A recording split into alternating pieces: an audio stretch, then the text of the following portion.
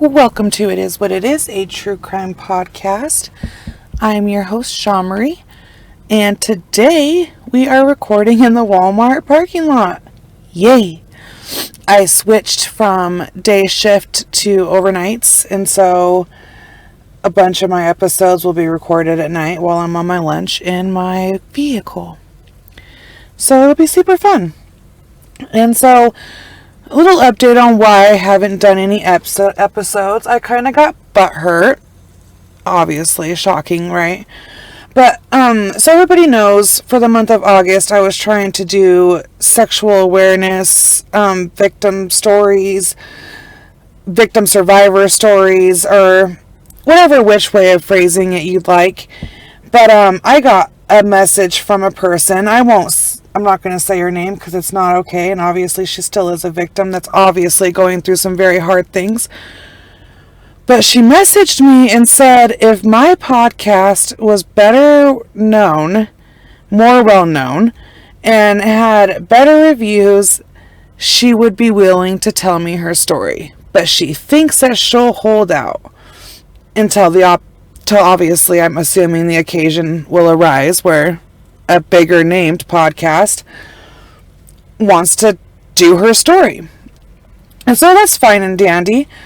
But I messaged this person back and I simply just said that those big name podcasts probably wouldn't have even taken the time to reply to her. If you guys don't think I was a fangirl before I had my own podcast, you're out of your mind. Like, I've written many letters to My Favorite Murder. I've done a million tweets to Morbid. Like, not a million, that's being dramatic. But, like, those ladies have a big podcast. So, like, they don't get to see everybody's things. Unless, obviously, they do the stories. And I know, like, My Favorite Murder and even Morbid, they do the listeners' tales and all that kind of stuff. So, like, she didn't need to tell me that. She went out of her way, and it made me sad. And then I was talking to Robin, my homegirl Robin, and I just kind of got reminded that, like, I do have other fans out there that aren't fans just for this reason, that were fans before, and that those fans are kind of being let down because I'm not releasing an episode. Because really, I was going to just stick to releasing an episode when someone gave me a story. But then, when I was leaving work yesterday morning, I had a coworker come up to me, a very, very sweet lady, I won't say her name, but bawling in tears and thanking me for being a voice for people who don't have one, because she can't even talk about her story or bring it up without bawling, which is true, I'm a witness. And her thanking me just kind of reminded me, like, it's fine. Just because one person obviously is going through something and just needed... I don't know if she was looking for me to, I don't know, be rude to her, put her down. I don't know if she was looking for an altercation, one of those people quick to snap a screenshot. I don't know what the situation was. I truly don't. But I didn't, and... obviously, she doesn't listen, but if you do, girl, please talk to somebody. But, so yeah, we're just going to do a regular story, and I'm sorry that I ate up 4 minutes of your time. But, yeah, it's 4 minutes of your time, and it's an explanation, so get over yourself. Anyway, so I'm going to tell you guys about the McMartin preschool trial. This shit is almost like Pizzagate old school. But not really. But kinda. So I'll tell you about it. The McMartin preschool trial was one of the biggest sexual abuse cases in the 1980s. It was prosecuted by the Los Angeles District Attorney. It was the members of a family and obviously non-members who operated a preschool in Manhattan Beach, California. It was one of the... literally, it was huge. It was crazy. It was allegations were first made in 1983.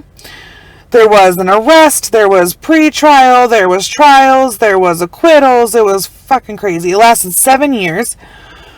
the whole 7 years from 1987 to 1990, but it resulted in no convictions were ever made, no charges. Everything was dropped in the 90s, but still, obviously, people's lives were obviously affected. It was one of the first daycare sexual abuse hysteria cases that went on. It caused panic, like literally fucking panic and chaos. So what happened was in 1983, Judy Johnson, she was a mother of one of the children that went to this preschool in the Manhattan Beach, California area.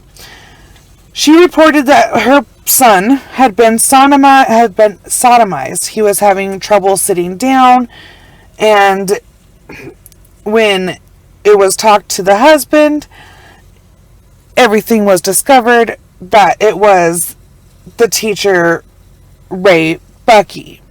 Ray Buckey was the grandson of the school founder, Virginia McMartin, and the son of the administrator, Peggy McMartin Buckley.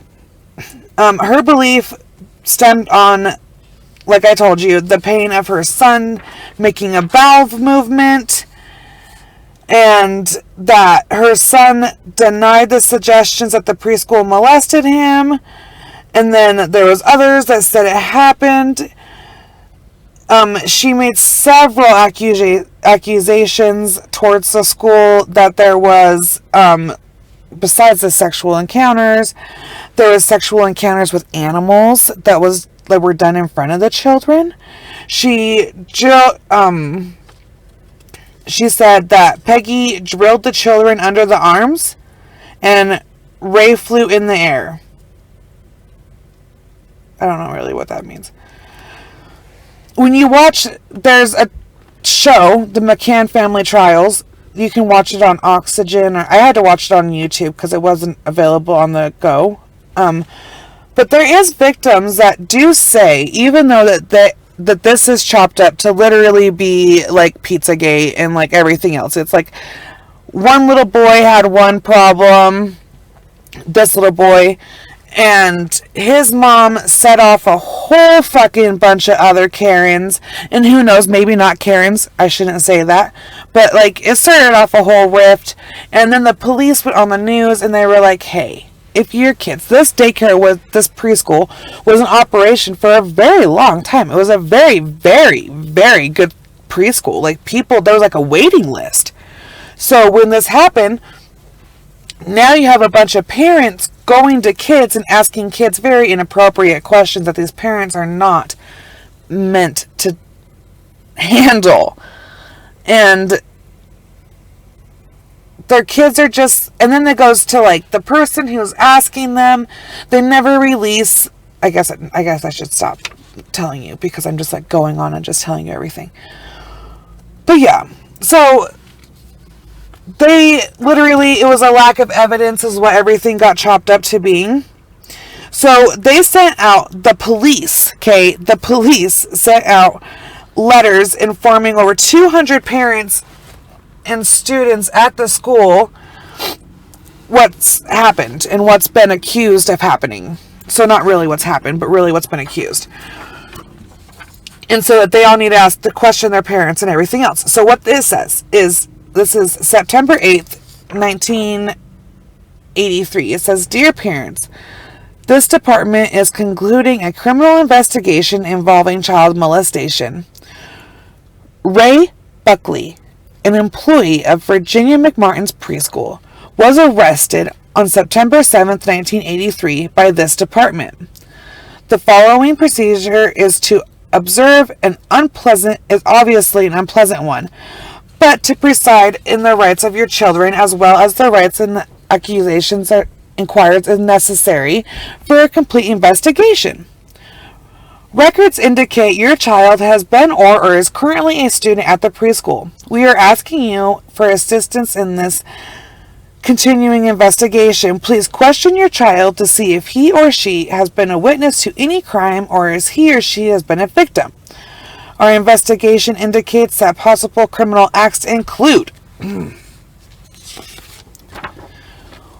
oral sex, fondling of genitals, buttocks or chest area, and sodomy, possibly committed under the pretenses of taking the child's temperature. That's in quotes.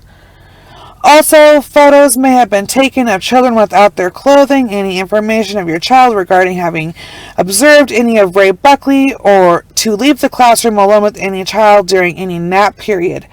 If they have ever observed Ray Buckley tying up a child is important. Please, with anyone outside your immediate family, do not contact or discuss investigations with Raymond Buckley, any member of the accused defendant's family, or employees connected with the McMartin school.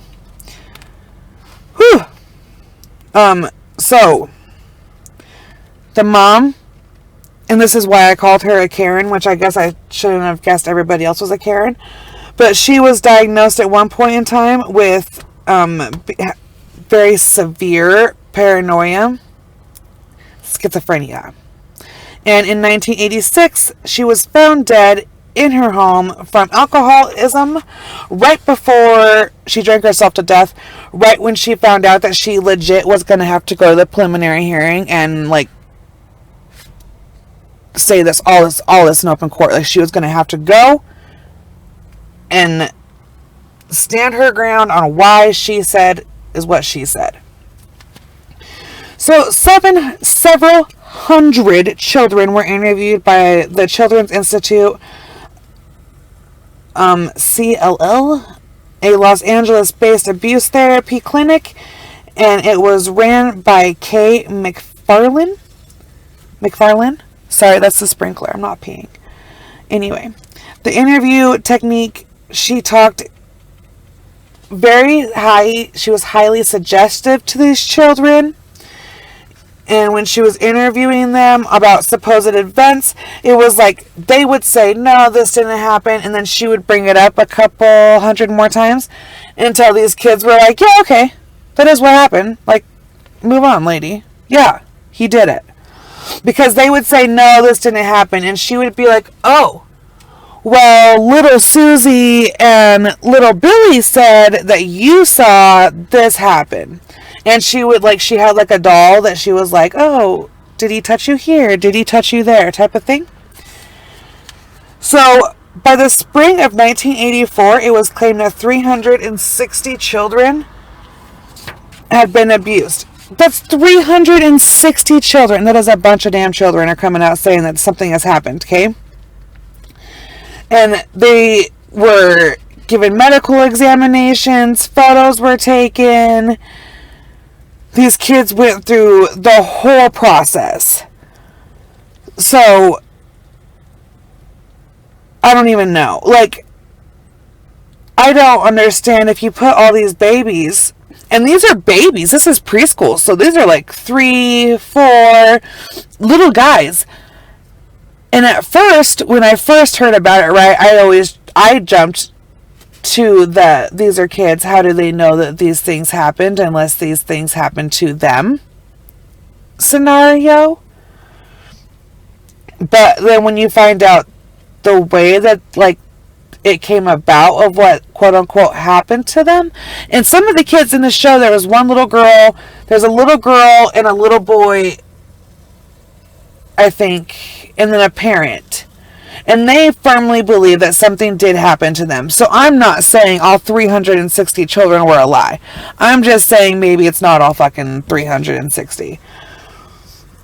And they believe, like I said, it was that half of these were led by false questioning and false memories due to the children being questioned. That her questioning these children is what put into their minds what happened to them. So she is to blame, the show says, for the trauma these children endured, is because she put it into the children. So, only 41 of the original 360 ultimately testified in front of the grand jury. And then fewer than an actual dozen of them at the actual trial of them. So they did not want the videotapes to be used in trial, but they did do a bunch of press with the news where they like showed the news kind of what they kind of did. Oh my God, Andrea, my friend here at Walmart, she just got here for her shift. I see her. I don't know if she sees me. I feel like a creep. But anyhow, like I said, she went on the news and she was like, no, I'm legit. I don't know. With that, like, it's one thing for a little baby to come to you and be like, hey, this is what happened to me. This is why my butt hurts. Or something like that. But it's one thing for them to be like, no, nothing ever happened. I love Mr. Ray. Or I love school. Like, none of them were like, oh, I hate school. None of them like that. So it's one thing. You know what I mean? And so if that was what happened, I would be way more like the children, obviously, believe the children. But that's just not what happened. So there was really bizarre allegations to this whole thing. So some of them were really, really weird. Like, there was satanic abuse at one point in time. That there were witches flying, hot air balloons. They were taken through tunnels underneath, and like they were taken out of the school and taken other places, and like naked photos of them were taken at these other places. And one of the moms in the show did say, though, that like they say that this mom went so far that like she literally was like, she hired people to go and like investigate, because obviously the school was shut down, and they claim that there are chambers. So, several investigations did turn up that there are what seems to be some, but no evidence of an actual, like, tunnel has ever been found. Like, no one has ever been in this said tunnel. So, other ones are, like, that they went to car washes, airports, children being flushed down toilets into secret rooms where then they would be abused, cleaned up, given back to their parents, brainwashed. They would play a game called Naked Movie Star, where they would get in the nude and pose for photos and everything else. And Johnson herself made one of the bizarre accusations that was like almost really fucking impossible, but she claimed that Raymond Bucky himself could fly. And obviously when they went to court and trial, they just chalked that up to her mental illness. And so I don't know, but they try to say that like what happened in this case is what brought on her mental illness, which I don't believe. Like, you believe someone can fly, which, I mean, I guess you could fly. I don't know. So there were 2 trials, and the first one was on July 13th, 1987, and then in January 18th of 1990. Oh my God, the second one lasted from May 7th to July 27th. That's a huge. So they did this trial cost so much money. So much money. It's even in here. I wrote it down somewhere.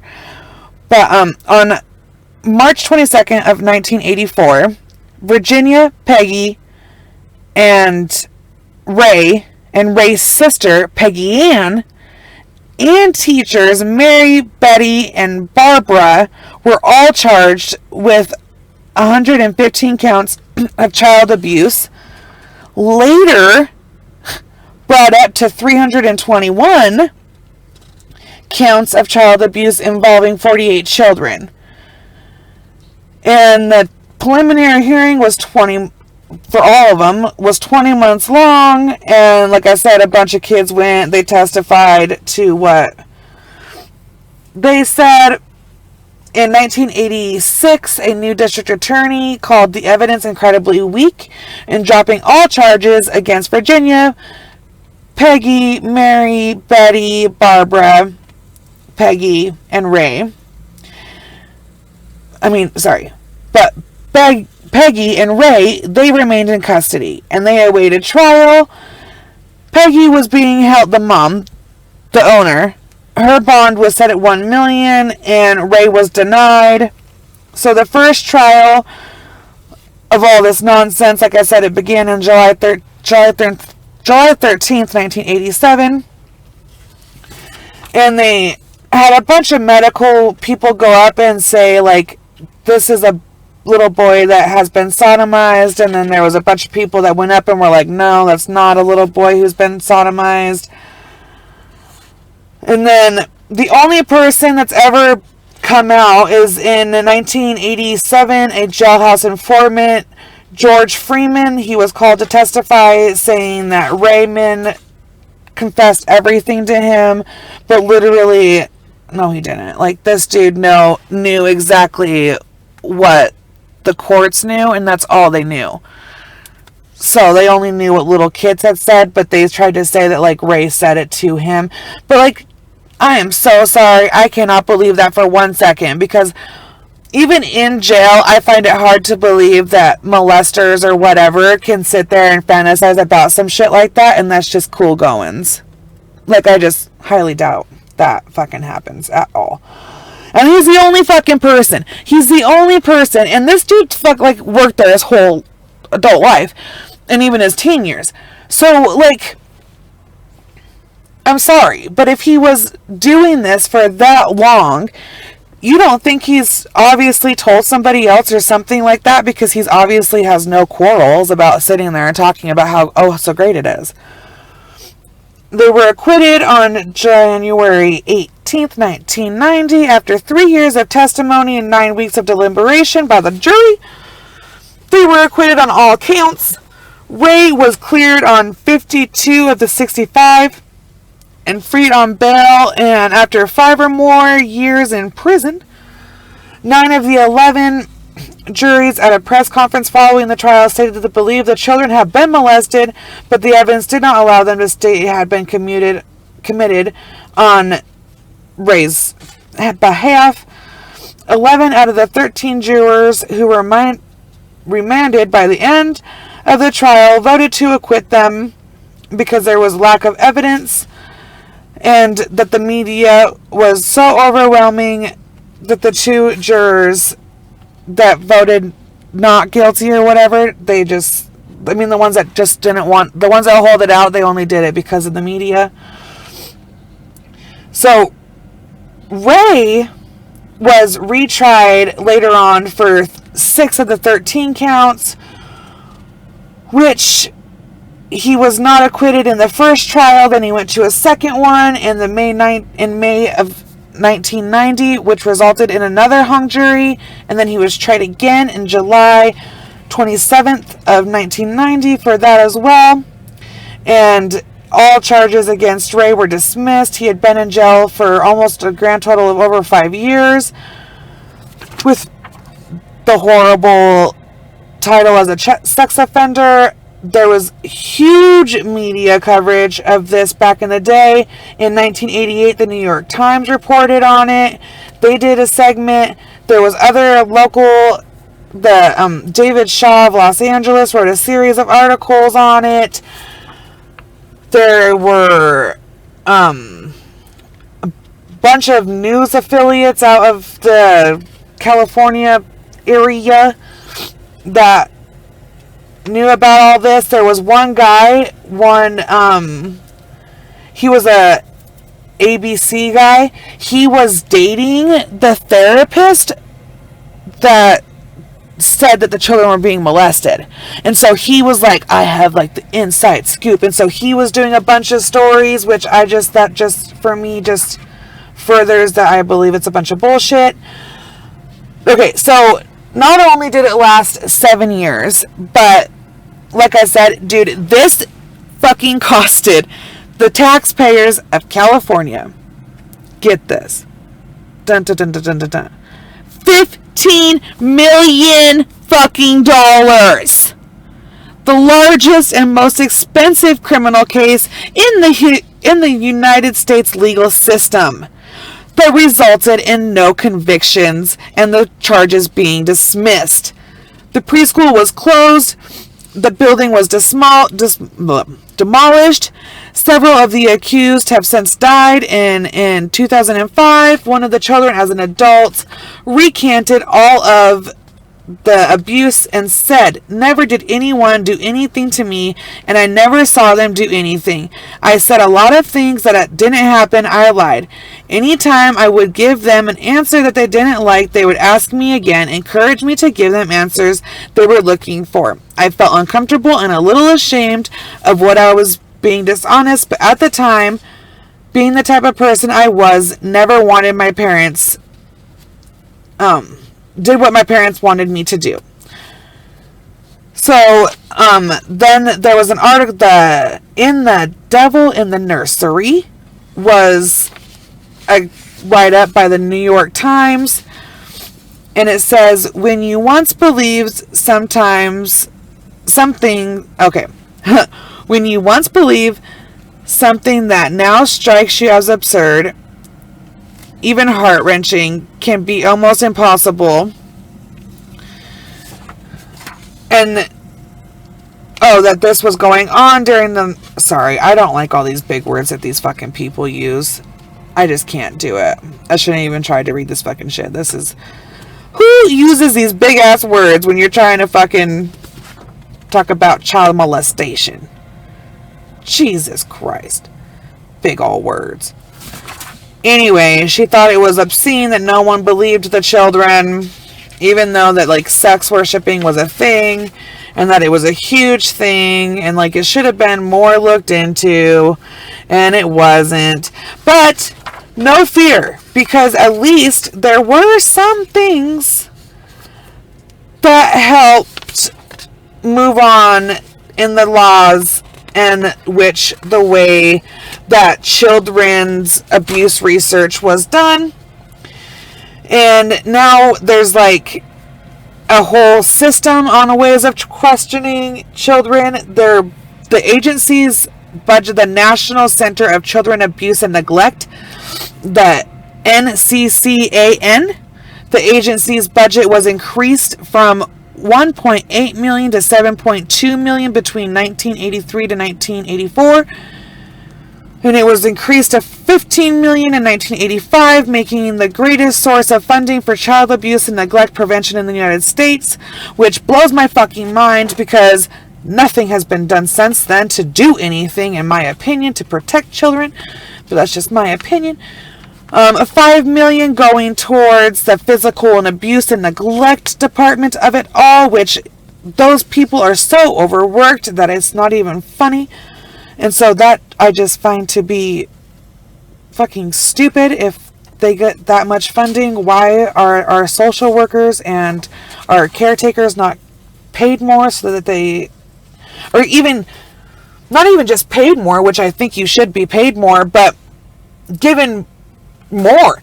And like, how you find out that half these fucking people have 100 and something cases on their like little roster thing? How the hell do you keep track of 100 and something kids? I have 2 of them, and I promise you during the day I lose one. I find them obviously, but like keeping track of 100, fuck no, that's insane. And you want them to do it all in a 40-hour week? Like, really? What we ask these people to do is damn near impossible. But anywho, it was crazy. People had to like legit go to counseling. Even one of the moms says that her child, like, I don't know when that show was recorded, but said their kid was like 38 years old and still going to counseling for the things that happened at the daycare, and like just a bunch of fucking craziness. So I really don't know. This is one of the ones that, like, there was obviously legit when some of these children were looked at the hospital and stuff. They did have legit signs of sexual abuse, but they just never could say that it was Ray or anybody at the daycare that actually did it. So I don't know if this was, but I just think it was crazy. And you have a bunch of adults right? Asking their kids a bunch of questions, okay? And in this day and age, especially the 80s, there is no way in hell you have ever called your child's body part the real name to it. Okay? So think about that right now. Like, some people call their sons little like their little wieners, like they're little peepees, okay? So, did Ray put his peepee in your mouth?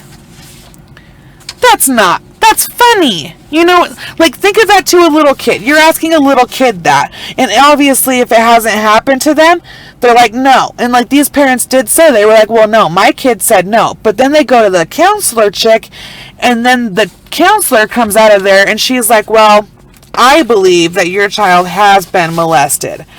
And so it just turned into this huge, ugly, ugly thing. And it just, I don't know if it was blown out of proportion. And like when I first read about it, obviously it crossed my mind that it was like the whole like, well, why haven't I heard about this before? This is fucking nuts. 360 children. That's absurd. Insane in the membrane. All this shit. And then you get down and you finish the episode and you're like, oh, okay. Now I see. Did it really happen? Did it really happen? And I'm not saying that some of these children were not molested, because like I said, when you're 3 years old, you don't know those things. My baby is 2, and I'll be fucking damned if she comes up to me talking like that, because I know for sure I've never said anything like that in front of my child. And if she is repeating what she's heard, why the fuck you talking about that in front of my baby anyway? You know? So, like, the only reason why a 3-year-old should know those horrible things in life is if they've unfortunately gone through those horrible things in life. So, I don't know. It blew my mind. And I just wanted to give you guys a story, and this one was a good one. So, I hope you guys have been good. And like I said, I'm still taking stories and everything else. I'm still going to do your stories. If you write them to me, I would love to do them. But we're just going to kind of go back, because obviously it's not everybody's cup of tea to talk to me, which is fine. And I know I'm asking for a very serious and a very personal thing, and my sisters are still writing theirs, but like my big sister's having problems writing hers on paper. My little sister wants to give a lot of detail, which I think I'm going to be scarred. So it's just like, and I have 2 more ladies I need to get on the phone with, and then go through that whole thing. And like a bunch of these people, this is the first time they've ever told their story. I have a gentleman who got a hold of me, which he would be my first male. So like there's just a whole bunch of stuff. It's a very hard thing to sit down, and my coworker expressed to me that like what happened to her was at a very, very young age, and even beginning to like, even when she reads headlines about sexual abuse cases, it takes her back and it puts her right back in that spot. And so like I understand what I'm asking you to do is a very, very hard thing. I have always just come from a very blunt way of life, and I understand that the way that I take things on is not the way everybody in the world takes things on. I am very aware of that. But I've just always wanted to handle things directly and straightforward, and I'm one of those people who I'm like, well, fuck, if something is a trouble or a bother to you, say it out loud and then let it go. And not like let it go like, oh, it didn't happen, you shouldn't be bothered by it. But like let it go in the way of letting it control you. You know what I mean? Like, yes, it happened, it's part of your story, it's a chapter in your book. Even if it's good, bad, or ugly, it's still a chapter. But once I say things out loud, I try to then not let them affect me. Hopefully that makes sense, and I don't sound like a complete dick. But that's just the way I've always done things. I choose to literally go with, I have one life to live here on this planet, and I will be fucking damned if I have to spend my time letting someone else have power over me. I have long enough, and like I've said a million times on this, I'm a survivor of domestic abuse, very severe domestic abuse. I grew above that, I came out of that, And so I don't say this stuff with not going through some type of trauma myself. I went through the trauma of my father molesting my sister, my father going to prison, me and my father's relationship in general, me and my mother. There was a whole thing between me and my mother for a very long time. I held a lot of resentment against her for a long time. We had to have that whole thing. So I don't come to you guys not knowing that this shit is not hard to fucking talk about and bring up again. I am very aware that what I'm asking you to do is very hard and not easy. I just try to help, and I know that sometimes my way of quote unquote helping is not the best way. So hopefully I really have not given that vibe off, because that's not the vibe I'm trying to do. I keep telling everybody, I've had multiple people who are like, oh, thank you for doing this, thank you for doing this. And I even had a little discussion. My grandma is very uncomfortable with my side hobby and everything else. And so I post on Facebook very openly about my passion for letting people know that pedophilia and stuff like that is not okay, and I will never stand for it. And I've recently, a bunch of parents have been posting that okay, I was at a grocery store, this old lady kept turning down the same aisles as me, she kept talking to my kids, watch your kids are going to get stolen. Some of these parents, if they are overreacting, is that, in my opinion, I don't find that to be a bad thing, depending on how far the overreaction went. But then I see people that post oh, in a sarcastic fucking stupid way of oh, watch out, this old guy was super nice to my kids, not everybody's bad out there, which is true. Not everybody is bad. But my point in the way I look at it is my children's lives are precious. They are sacred.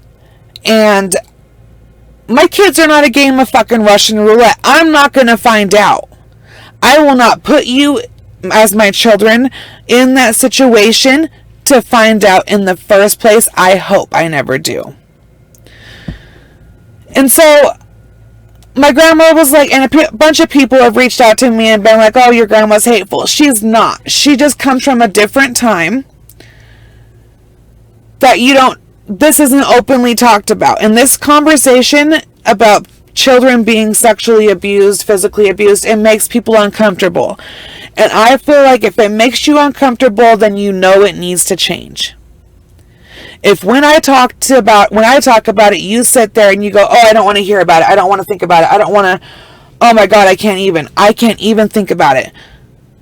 Think about it, because as much as you don't want to think about it, it is happening to somebody.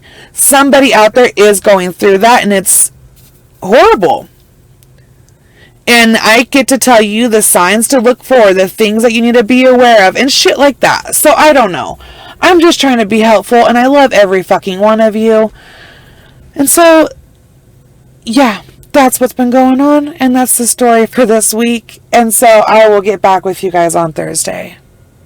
But until then, stay beautiful, stay classy, keep it good, and we'll just chill. Okay? Alright. And a good reminder, August 22nd, here in Idaho Falls, there's going to be a rally/protest down at the Snake River. You meet up at the Chinese Garden, Friendship Little Garden area. There'll be a march and everything else. I will be there to meet people and do the thing. I won't march around the river, though, because this girl's still gimpy and everything else. But like I've said before, my brother is doing his thing in Boise, and as it gets closer, I'll give you the exact times. But please look on your local Facebook groups and find out when your rallies and protests, because everyone literally around the world is doing one on August 22nd. So please find yours and go stand up for the children and be a voice for someone who does not have a voice. And on that note, my lunch is going to be over in about 10 minutes. So I'll see you guys later. Bye.